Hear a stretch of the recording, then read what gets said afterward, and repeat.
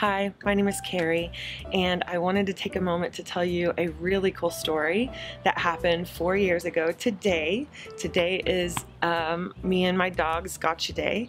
It's a pretty incredible story. So 4 years ago, I was at this place in my life where I was just completely miserable. I was depressed, I was anxious, I had just a ton of pent-up anger. I was just at that place where I wasn't proud of myself.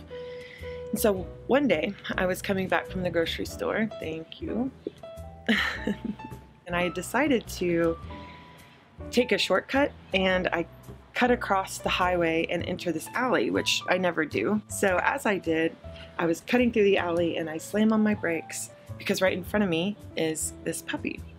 And at the end of the alley there's a van, and I'm thinking to myself, oh, like, puppy got away from its owner, let me help the owner out and round up this puppy. So I open the door, he comes running, he crawls in my lap, and as soon as he did that, the van at the end of the alley drives away. And I'm thinking, well, now what do I do? I'm not trying to have a puppy. There was no way I could even think about having one at the time. I was at a place where I couldn't even barely take care of myself, let alone another creature, It was very obvious that this was a pit bull puppy. And where I'm from, pits have quite the stigma, and also the underground fighting scene here is very known that it exists. And so I didn't feel that it was responsible for me to just take him to the pound and drop him off, because I was afraid maybe he'd get into the wrong hands, or maybe the pound would end up putting him down if he wasn't adopted. And so I did a ton of research, and what I came up with was an adoption agency that was no kill. And so I had the brightest of plans. I had bought him a little blue collar, and my plan was to get up early enough just to go there and to drop him off before like a worker showed up. That's not the brightest of plans, so I would never suggest that, but I just didn't know what else to do. So day 3, I'm thinking, okay, I have to do this. As we're getting into my car, this truck drives by and he slams on his brakes and he backs up. He gets out of the car and he's like, "That's my puppy, that's my puppy." Immediately after I gave him the dog, I just felt this gut punch, like I did the wrong thing. Like, that's not what I should have done. But it was already done, So about 3 days goes by, and I'm sitting on my bed. It's really late at night, and I'm thinking to myself, I'm ready for a dog. Like, I think a dog's gonna help me. Adult, help me be a better person, help me not be so selfish, all the things.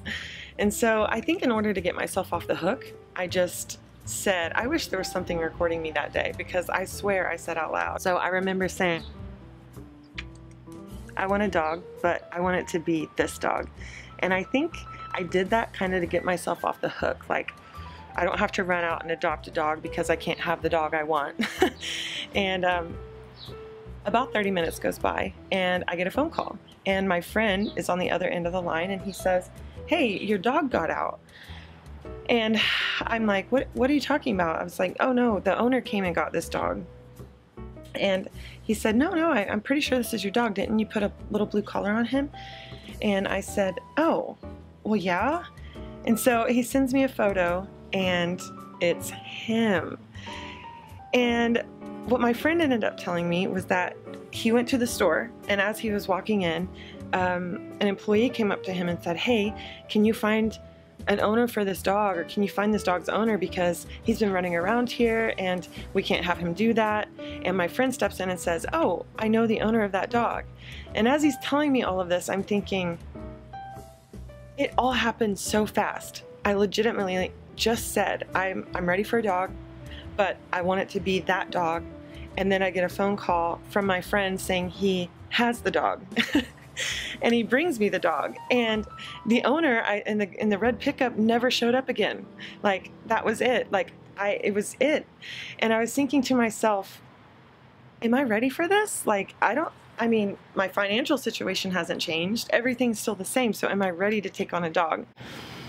But I knew it was destiny, and I knew that this was my dog. This was the moment that was going to change my life forever, and it has. And since having Stark come into my life has done a 180. I'm happy. I don't deal with depression or anxiety anymore. I feel grounded. I feel he has helped me stand in myself. He's helped me be who I needed to become. And since Stark came into my life, Stark was a very sick puppy. And we were in the vet's office probably every 2 months. And what we discovered was that he has allergies. All of my financial worries of having a dog, he escalated by like 1,000%. I mean, we were trying all sorts of things, and as it turns out, he is extremely sensitive to food. We were trying everything. We were trying no grain. We were trying salmon only, turkey only. I mean, I was buying top grade dog shelf food, vet grade dog foods for this animal, and about every 2 months something traumatic would happen, whether that be he had skin outbreaks, he had skin rashes, he had ear infections all the time. He had patches of his skin just missing and his toenails would fall off, which was weird, you know. The last straw was when these huge sores showed up all over his body, on his neck and on his butt, and they were horrendous. And it was the same thing.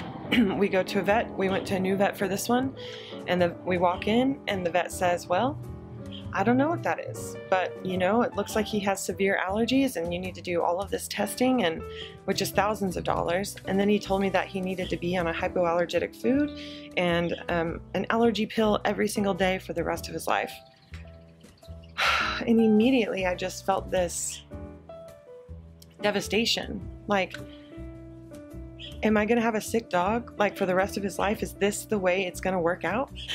And I wasn't really trying to get into the raw food feeding for animals, but as I had him on food, real unprocessed food, I noticed his body began to change. He began to heal. He didn't have outbreaks.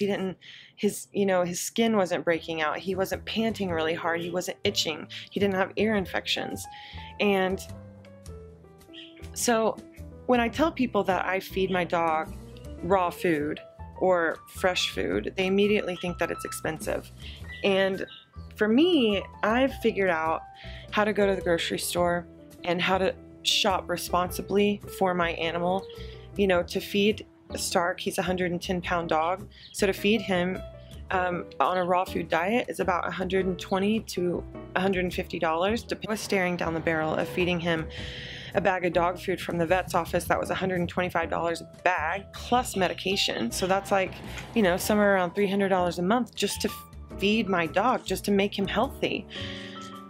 And so raw feeding for me is the way that I've had to go because it's the most affordable way. So I've made a guide that you can download that is basically just a starter guide on how to go to the grocery store and how to buy food for your dog.